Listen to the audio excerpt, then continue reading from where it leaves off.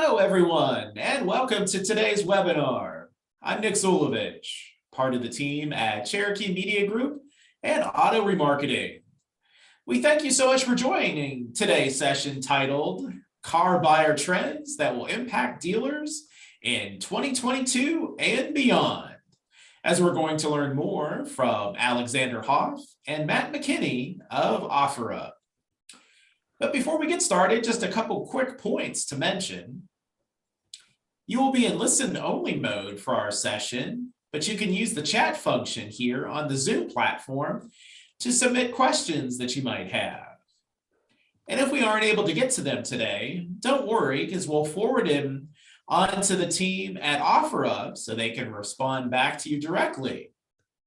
So with plenty of great data and information to share, let's get right to Alexander and Matt for our webinar. Gentlemen, it's all yours. Awesome. Well, appreciate it, Nick. Happy to be back after just doing a podcast with you all. I think it was last month. So quick introductions. My name is Alexander Hoff. I am part of the revenue strategy team here at OfferUp. So pretty much anything going on in the industry, as well as consumer trends, I follow closely to make sure that our product is constantly evolving to match the customer needs. Yeah, and good morning, everyone. My name's Matt McKinney. I work on the marketing team here at OfferUp and work exclusively with our dealer partners and also a range of bars and different dealers supporting their businesses and helping them grow on OfferUp. And really excited to be here with all of you today. So we're going to kick off there just to quickly go over what we're going to cover today. If you want to go and jump to the next slide, just really quickly, our agenda today is looking at kind of three main bullet points. First off, what is impacting buyer demand? So we've seen a lot of activity over the last 24 months related to the pandemic. We're going to do a little bit of a deeper dive on what are some of the more recent activities that are impacting buyers in the way that they actually purchase vehicles. Secondly, is we're going to take a look at where is demand is heading. What are buyers doing? Where are they shopping? What are they looking for? Again, what are those preferences? And then lastly, taking a look at dealer next steps. What are things that you as individual dealers or partners can do to really benefit from the changes in the industry and benefit from how buyers are changing, how they research vehicles, purchase vehicles, et cetera. So we'll do a deep dive into that as well. So as we go through this today, and again, with that agenda in mind, again, here's some of the things we're looking at, right? Number one, understanding how external forces are impacting car buyers, right? So again, pandemic, inflation, rising gas prices, used vehicle prices, there's a lot of things right now that are impacting the way that buyers actually purchase vehicles. And so we want to come away from this webinar, really having some understanding of what these external forces are, and not only what they are, but how they're kind of influencing how we can interact and engage with car buyers. Secondly, we're going to take a look at inventory shortages and how they're actually impacting marketplaces and how that shortages are actually impacting us in a different way. So it's not straight, whether it's chip shortages, things like that, but in fact, marketplaces are seeing that shortages in a slightly different direction. So we're going to go through some of that. And then lastly, as I mentioned, what actions can you take to compete in this marketplace? There's new marketplaces coming online, more ways for people to buy used vehicles. Again, what are the things that you can all do to compete with this increase in competition as we go through this? So before we really dive into this, just want to reiterate this. Feel free to ask questions. It's meant to be a conversation. We are going to take a deep dive into some data. We're going to look at some specific references around buyers, but we want you to ask questions. If you think of something along the way, or you see something on the slide that you'd like to maybe understand a little bit better or want to know about, feel free to post in the chat. Let us know, and we'll happily get to that question. If we don't get to the question, we'll definitely come back to it later in the slide. All right, so let's start to dive in. So what's impacting buyer demand as we look at this? So I think, there's a couple of things that we're looking at and really looking at the last 24 months. Again, we're coming out of the pandemic, seeing again a lot of market influences, but really looking at what is the buyer experience doing over the last 24 months? How are these economic conditions coming into play in terms of, again, how buyers look for vehicles, how they buy vehicles? And what about inflation? Again, these economic conditions are impacting the way people come and buy vehicles. And from OfferUp's perspective, the way that we see this is we're not seeing a regression back towards in-person shopping, right? Maybe what we would have seen 24 months ago, 36 months ago, pre-pandemic. But we're actually seeing now is an expansion of the idea of digital first, right? More people are shopping online, researching online, and looking to purchase their vehicles entirely online. And I think that's something, as we go through the data, you're going to see that, that story come out here.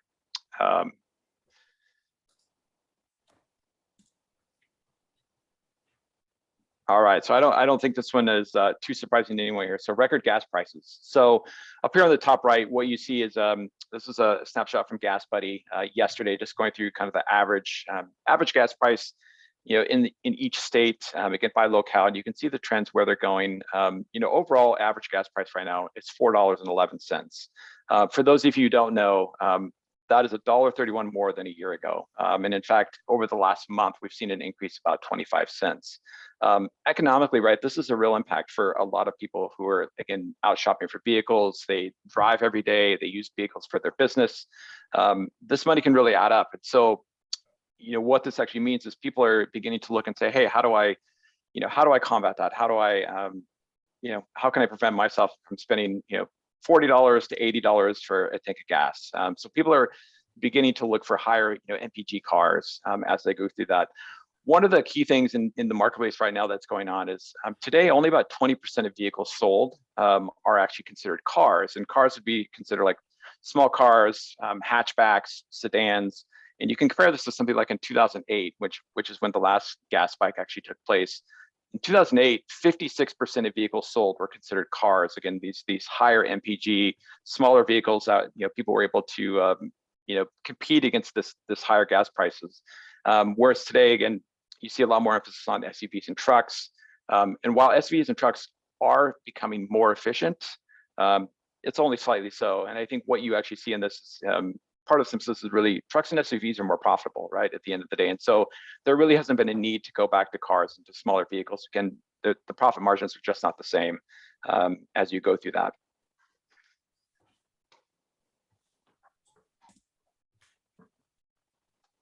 So with those gas prices in mind, let's take a look at used vehicle prices. And again, I think this is, it's not rocket science at the end of the day. We're all aware of what's been happening in the used vehicle market.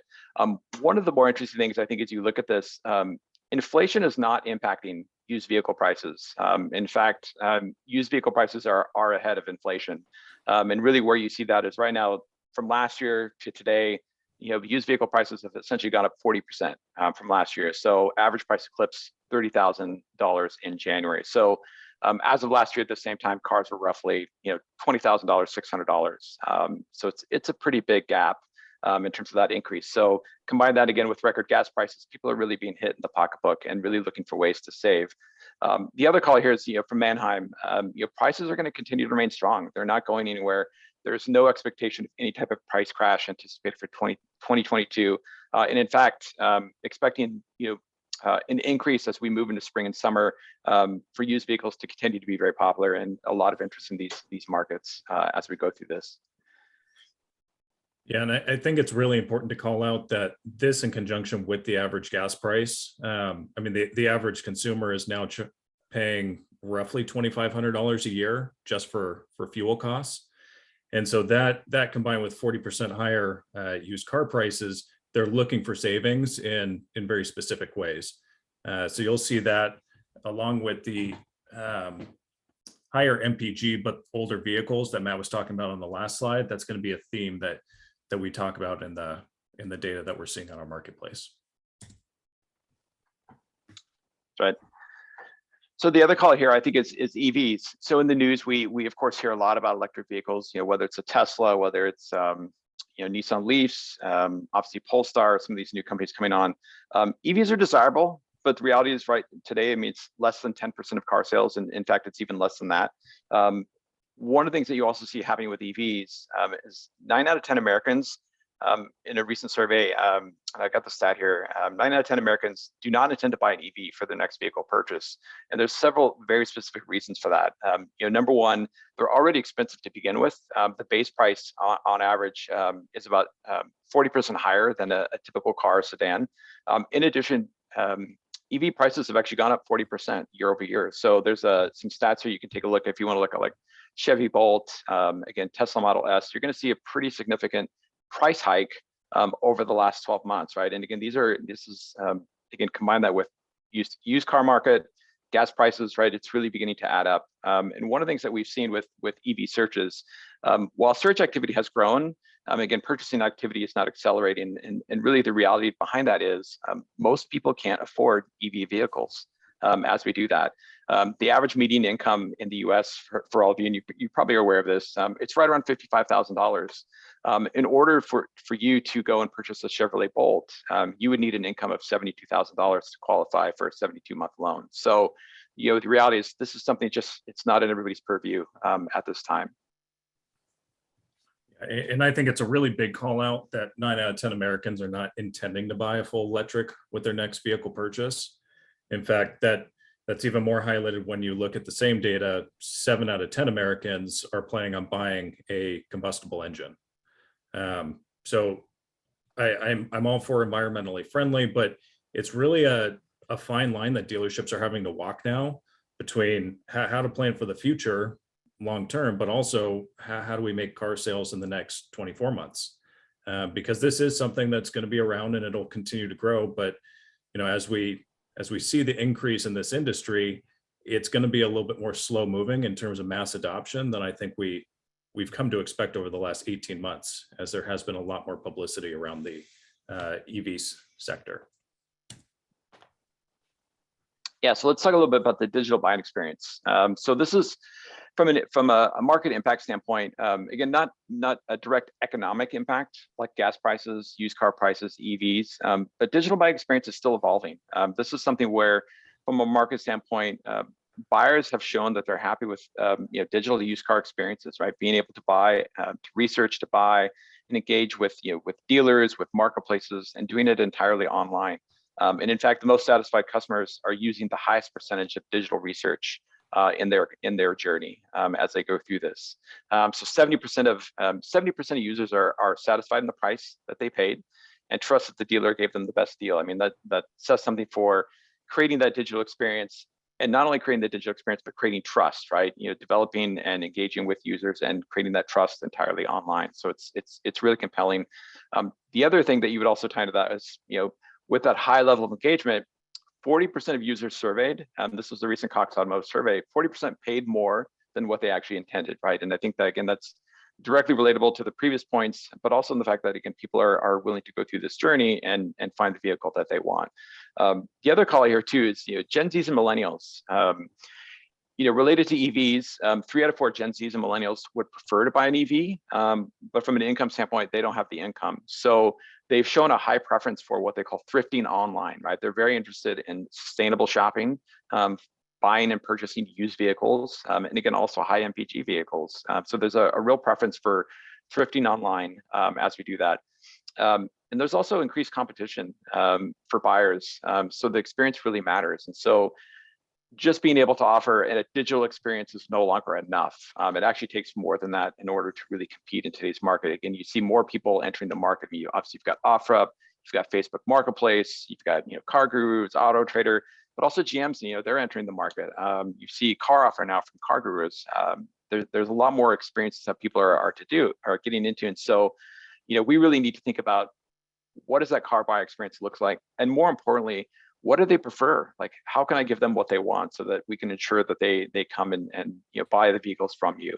The other call here in the digital experience, 56% of car buyers are shopping both used and new vehicles, right? So the line because of the increase in prices, that line between used and new is becoming more and more blurred, because it's basically the same cost whether you buy used or new at this point.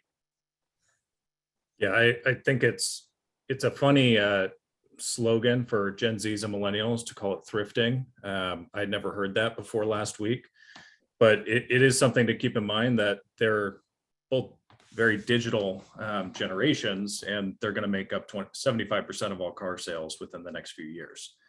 So it's no longer something that we can ignore, especially now that we're through the pandemic and seeing that, hey, in-person first shopping in the automotive industry is not going to come back. There's going to be a lot of digital first, and how do you custom tailor the digital experience and create a human environment in a very non-human interaction.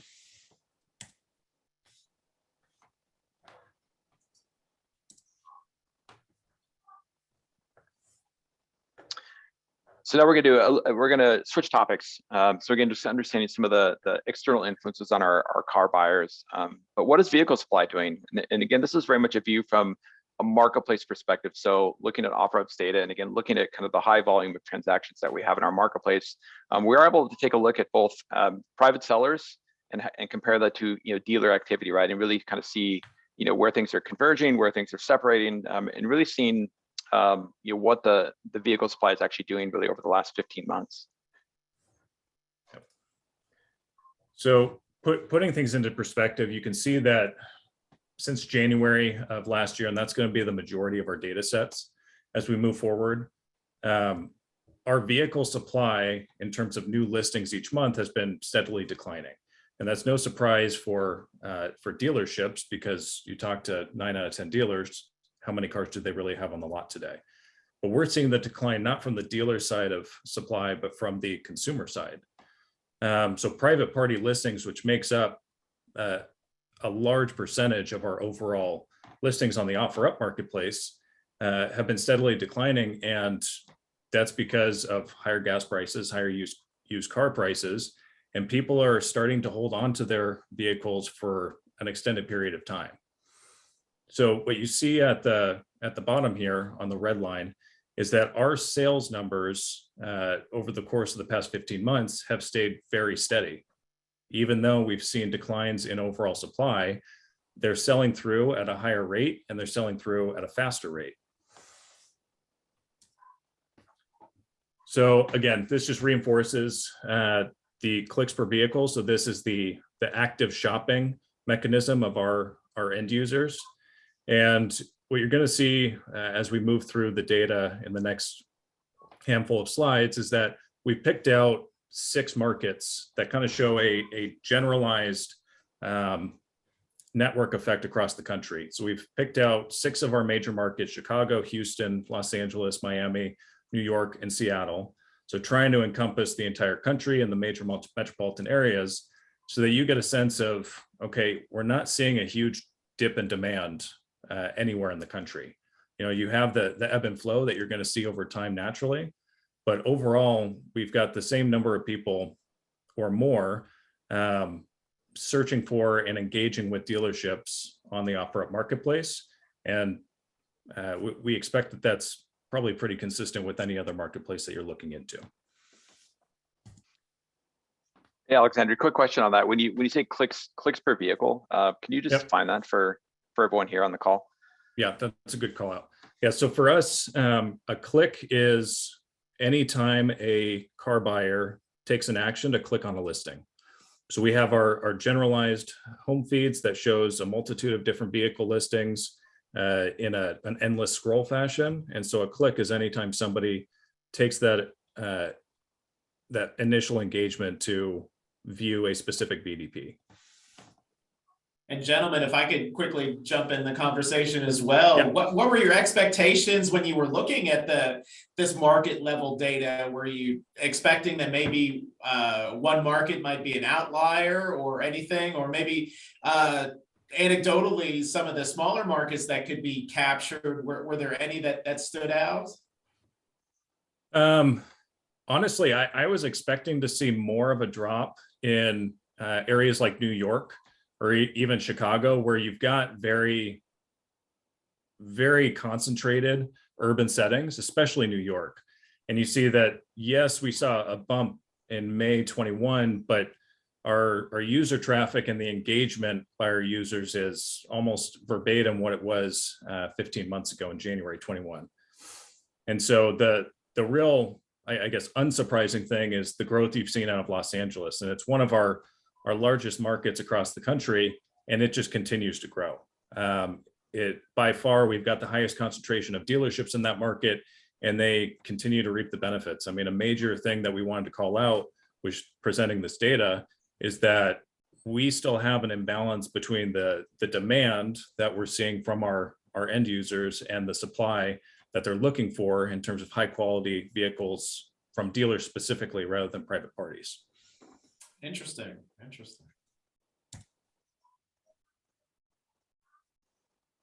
So jumping into car buyer behavior, this was, just to set the table a little bit, this was probably some of the most surprising data that we looked at, is the trends of how people are interacting with dealerships and how they're adapting to the economic constraints that we're seeing in the industry.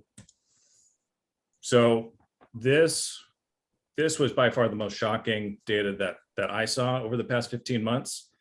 And I've been preaching this at industry events for the past, probably 6 to 9 months, but users are not calling dealerships as much. They don't prefer to receive calls from dealerships. That's something that we knew, but I didn't understand quite how much the number of calls to dealers has declined. So what you're seeing here, average across all 6 markets, is a decline of 40% in terms of call volume over the past 12 months. So that really shows a paradigm shift by our customers, where they're adapting to the live chat or the text-based messaging, whether that's text messaging, SMS, or live chat through a marketplace like OfferUp. They're adapting to that more than continuing to call dealerships directly. And here's the other thing that really surprised me was people are coming to the third-party marketplaces, and this includes CarGurus and AutoTrader and your titans of the industry, as you would say, automotive specific marketplaces, but they're clicking out to the dealer's native website less and less. Now, you ask any dealership, the majority or a huge line item every month is towards the website. What kind of experience are we able to build through the website? And what we're seeing is that more and more that doesn't matter as much. It's, can you capture the attention and maintain the attention on these third-party marketplaces?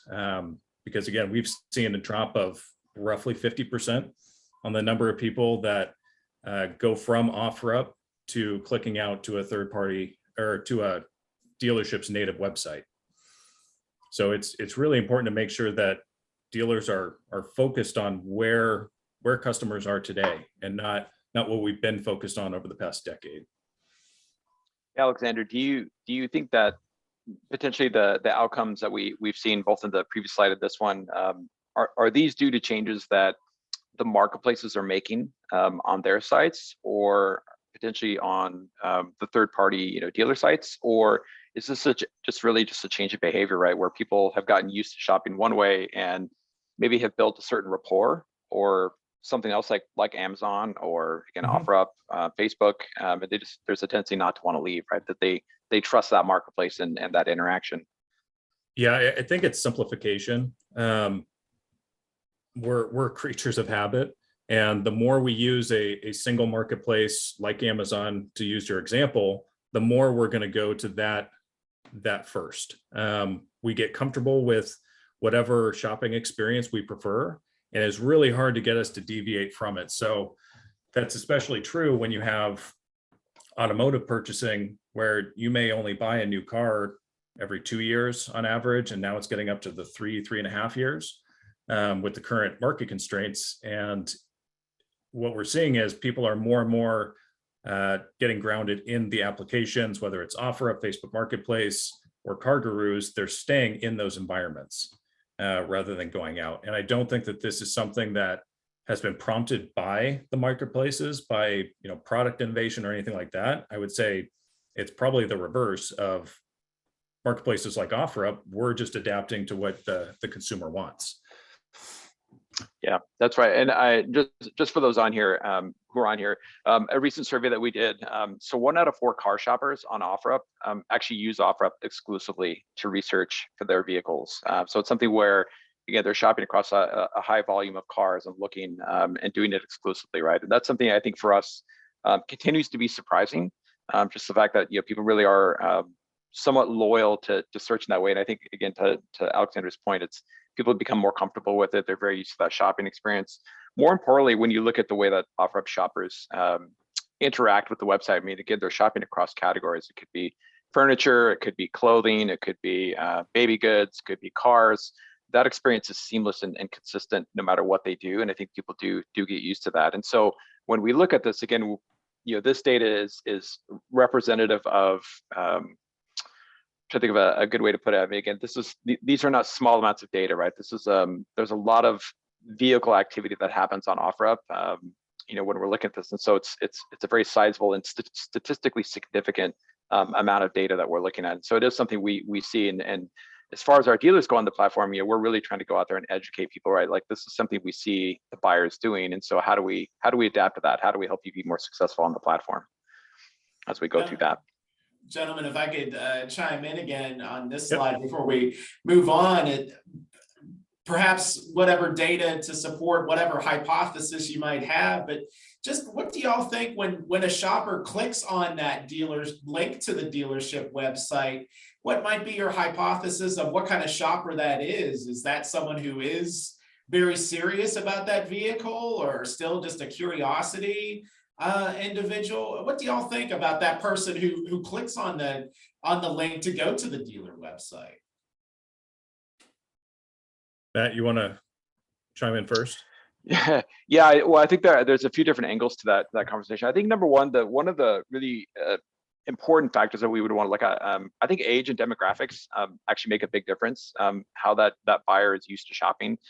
One of the things that we've seen, like with Gen Z and millennials, as an example, is they do tend to focus in on text-based messaging, for example. They don't like to do form fills. They don't like to click. They like to interact via messaging, right? I mean, if you think about the younger generation, people who use TikTok, Snapchat, Facebook, etc., so they're very comfortable, and so there tends to be there's a tendency to not have that interaction. And so I think that's an important call out. Like when we say, who are these people clicking through? Like I would say it probably is partially driven by demographics and the way kind of what their preferred experience is going to be, right? Whereas somebody like myself, or maybe a little bit older, we do, I am comfortable with clicking through, and I am comfortable doing a form fill and sharing my information. And so just kind of comes down to that preference. Alexander, what would you add to that? Yeah, I think those are good points. I think beyond that, you have to think back to, okay, what was the reason that they clicked on the dealership's website hyperlink to begin with? And oftentimes it's one of two reasons. It's either they didn't get all the information they wanted from the third-party marketplace, which, if you look at all the information that we load onto marketplaces from our inventory systems, it's pretty much a carbon copy of what you have on the website.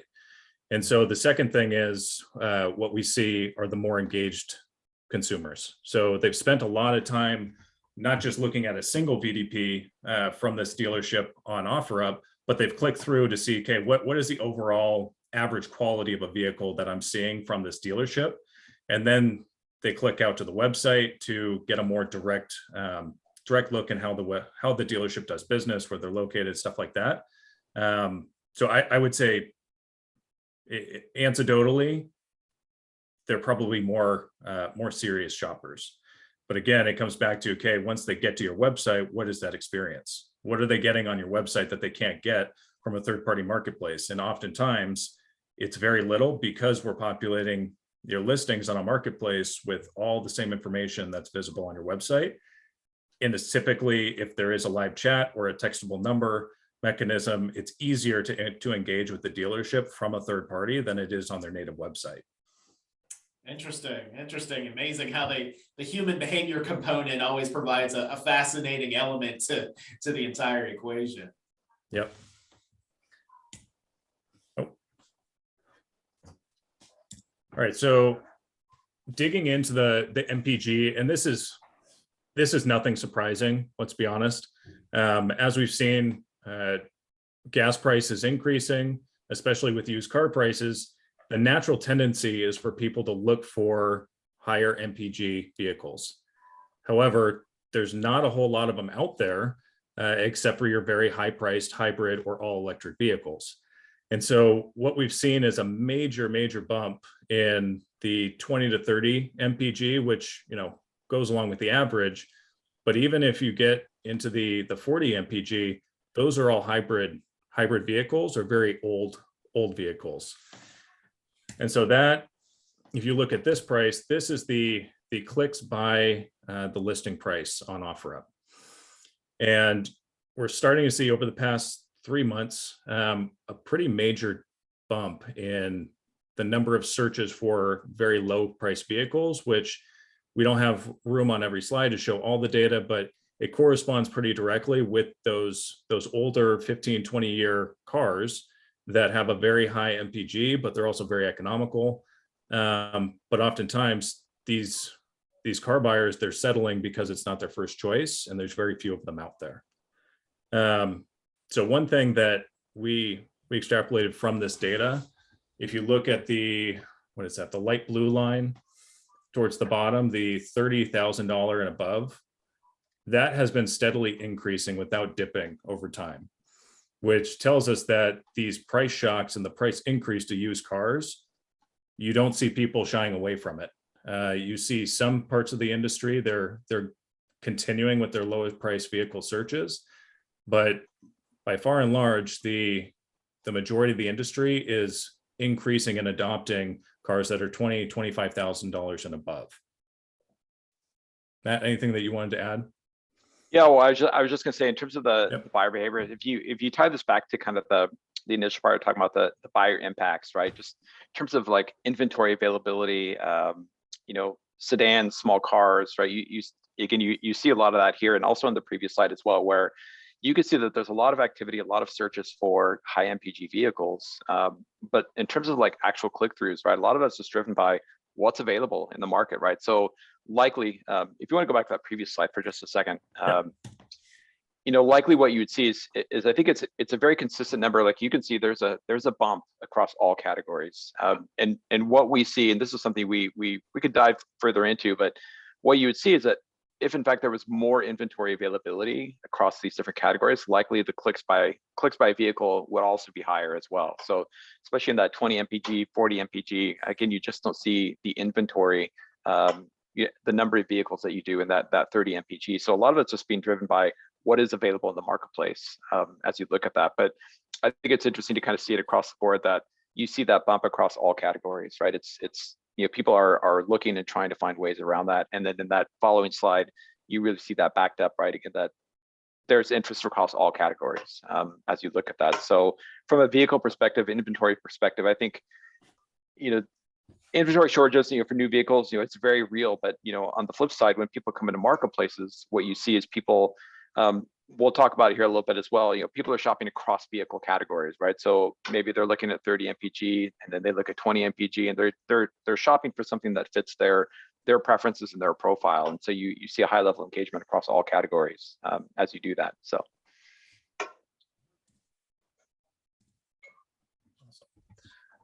Right, so we're going to dig into some specific actions that dealerships can take, and again, we're going to continue to review the data that we see on OfferUp and how it translates to our dealerships being able to compete more. But I do want to kind of preface this section with there is a disconnect in between where consumers are, how they prefer to communicate with dealerships, and where dealerships traditionally have been willing to communicate. And so the first thing to call out here is the phone calls. Going back, you see that total phone call volume has decreased by 40% over the past year. And still dealerships, by far and large, they think that customers prefer phone calls.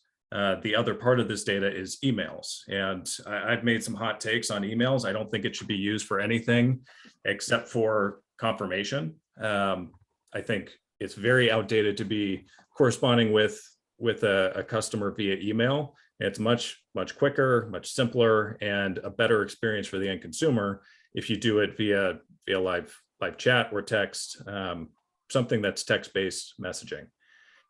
And so the other thing that we're seeing through the OfferUp marketplace is the number of vehicles that our average consumer is engaging with on any given month. And so it's not just they're finding one vehicle that they like and then they engage with that vehicle in that dealership.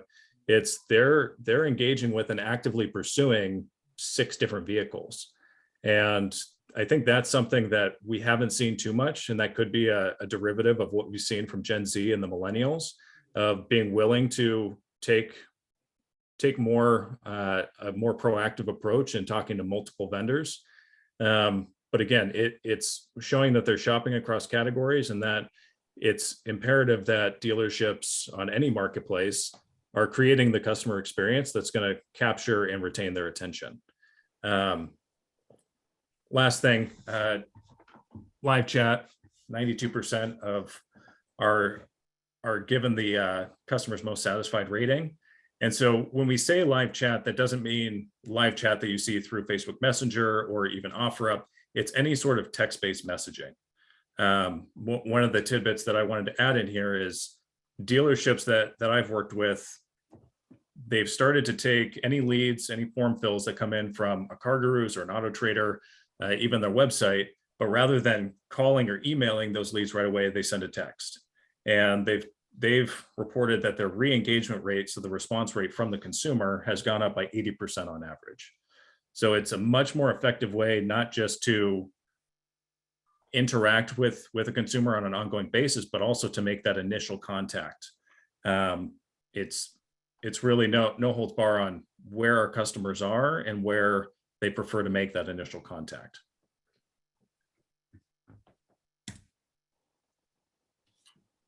So digging into the chats per dealer, again, this is very steady. If you put this side by side with what we're seeing on a sold by month that you saw earlier in the presentation, it's pretty much the same number, even up a little bit.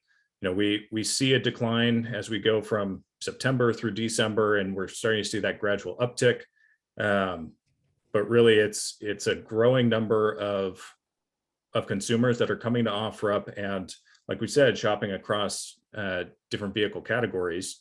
But it's not something where we're seeing a decline on the per dealer basis. So when dealerships are coming, we know that we still have excess demand because they're getting excess number of chats, and that's been consistent across all of our major markets for the past not just 15 months but 24 months.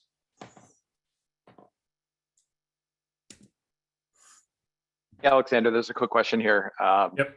Looks like from Jay, just inquiring like how much that costs. It seems like maybe some we can answer here or take offline, but just a quick question that came in. What was the question? Can you repeat that? In terms of just inquire like how much does this cost? What's the question? So I'm not sure if he's referring specifically to the chats but. Gotcha. Yeah, I don't really know how to answer that question directly.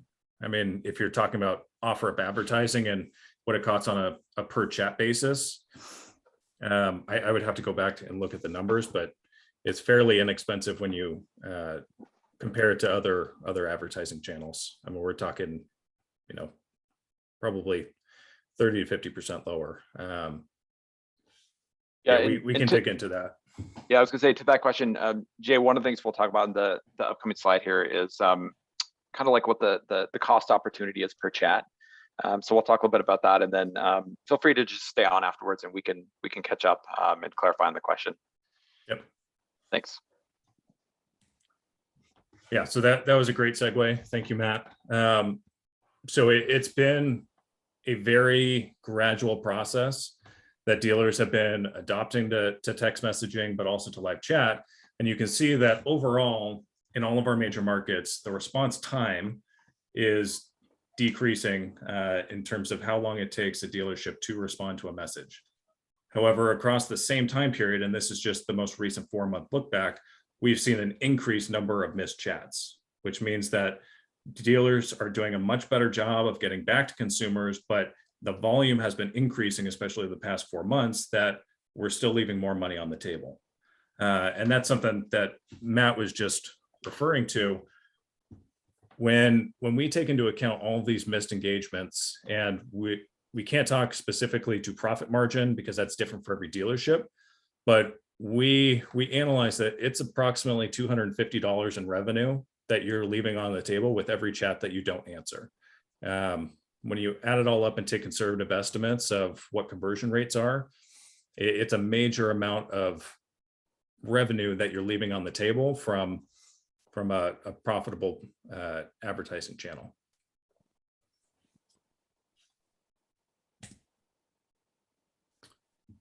So text-based engagement, this really all comes down to, I think I mentioned this earlier, how do you create a human communication environment in a very inhuman digital world?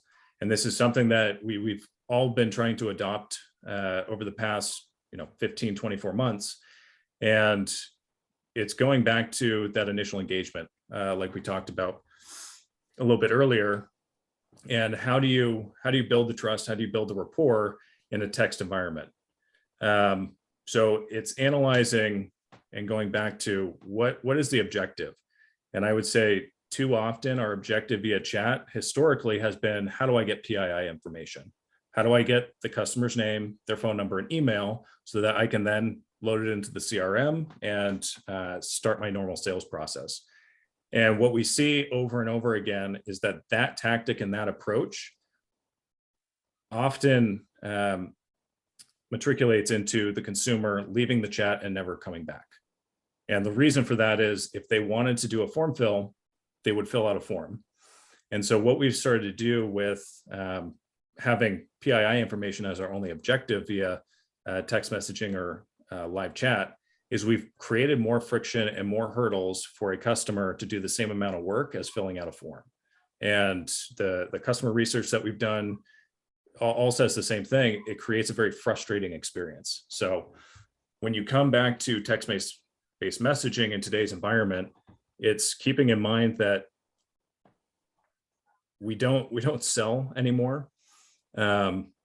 Matt, I can't remember if we have that quote on the next slide or not, but I'm going to probably spoil it. We don't sell vehicles anymore. We're not winning deals on price anymore. It's all about the customer experience and allowing the customer to buy the car rather than being sold the car. And I think that that's a very different mindset than what we've been used to historically. Yeah,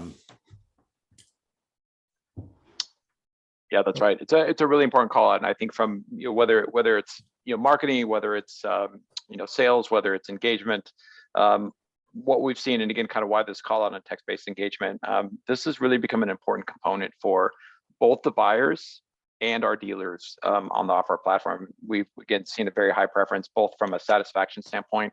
Alexander mentioned 92% satisfaction rate, text-based engagement, right? That's a significant number, and one that we really kind of help our dealers in terms of what are the best practices, how do we respond, what are the things we should be doing in terms of these engagements.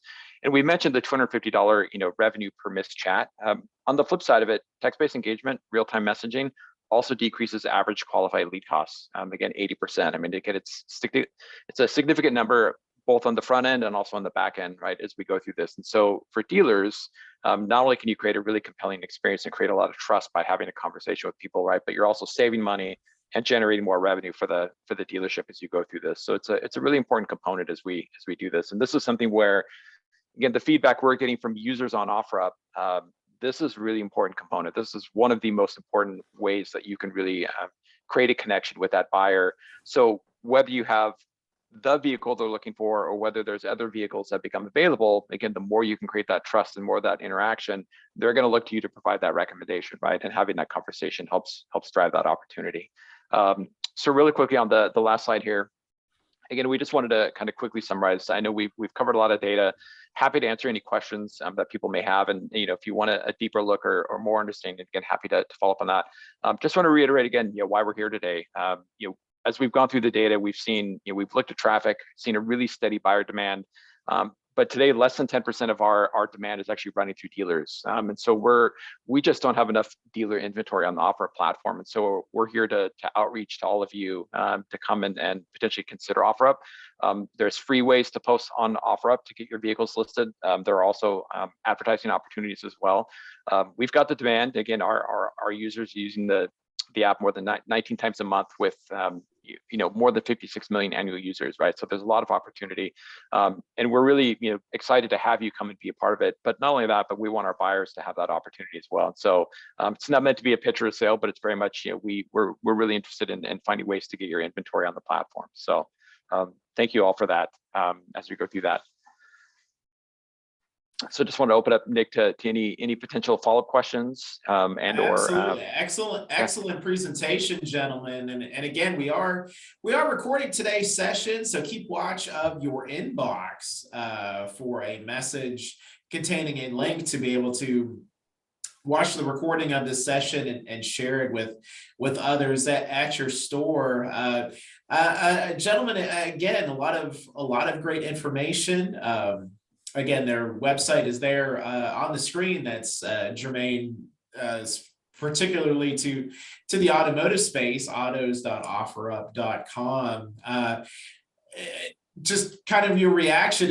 I thought one of the slide presentation decks that you had was intriguing, that how that, I guess it's the simple supply demand equation, that while there's more while there's less vehicles available for sale nowadays, the activity level, the shopper activity level is inching higher. I guess your just general reaction to that, when and if more supply comes into the marketplace, how do you think the change has happened, that folks are more apt to shop online, as you articulated, just that those trends there?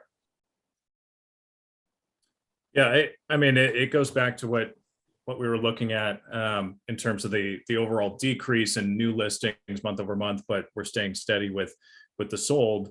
And what that shows you is there's going to be more engagement and more inquiries on every single unique listing. And so that's really what we've seen over the past 15 months, is that the buyer appetite has stayed consistent, but the amount of work that they have to do to acquire a new vehicle, it has been elevated. So we talked about, the average car buyer on OfferUp engaging with 6 different dealerships or 6 different listings. That's just one platform. And so when we talk about creating that buyer experience, I want to not make it sound like, we're the end all be all, but these consumers are also looking at other marketplaces. If they've engaged with 6 different listings on OfferUp, you can imagine that they've done that on some other marketplaces as well. And to go back to, actually, I'm going to pull that slide up just so I can talk to it. So to go back to this response time, this was probably the most surprising part of this, is that the response time, the best response time that you see at the bottom on the left here, the green line was Seattle, and that was still 600 minutes to respond on average. And that was the best market that we have in the country in terms of response time. So the missed engagements, this averaged to about 150 to 170 per month per dealer. And so what we're seeing in terms of the consumer appetite is they're coming to OfferUp, but they're not necessarily getting the service that they were hoping for. And so that's a real opportunity, not just on a simple demand and supply side, but for dealerships to take advantage on what they're already being given. There's a huge amount of opportunity, again, not just on OfferUp, but across the industry right now, to stand out from a customer experience standpoint. Because again, we're not winning deals on price anymore. It's all about how do you capture the attention, then retain the attention of the customer through that buying experience. Yeah, Alexander, I think that to complement that statement too, I think one of the other things we also know, we get through surveys, and also this is backed up through eMarketer and a few other ones as well. For dealerships who take longer than 5 minutes to respond, most of those buyers, and I forget the number, it's right around like 7 out of 10 buyers will likely move on to the next posting, right? They won't give you a chance after 5 minutes. And so there's kind of that need for instant gratification. And this is something where it's not necessarily part of this presentation today, but we know a lot about that buyer experience, and very much, again, as you move down the age demographic, people are looking for immediate responses, right? And that's something where it definitely has an influence on the market. The other thing, Nick, to your question, I just wanted to call as well. I have a slightly different take on marketplaces as a whole. A company like OfferUp, the thing that people need to remember, and like part of that buyer demand, is that we as an app are always out into the market growing our user base and looking to grow and advertise the categories and the offerings that we have on here, and vehicles being one of the most popular categories that we have. I think that's something where, from a dealership standpoint, there's a lot of benefit in the fact that we're going out and looking to continue to generate demand, find more users, find more opportunities for dealerships. And dealerships don't have to do any of the work, right? It's something where, the main requirement is getting the vehicles listed, and then again, participating in that buyer experience of that buying process. But on the flip side, right, we're also out looking to grow that user base and grow those opportunities. And so what I think part of the reason you see that steady, just slight incline of purchase activity, right, is that we're always out looking to grow that. And even in the upcoming 12 months, you're going to see OfferUp just about everywhere, and we're looking to continue to grow that. So that's another kind of added benefit that we don't necessarily talk a lot about, but it is there, that we're out doing a lot of advertising around our vehicles, around our dealerships, and really trying to promote their vehicles, in the internet at large, if you will. So it's another call out for everyone.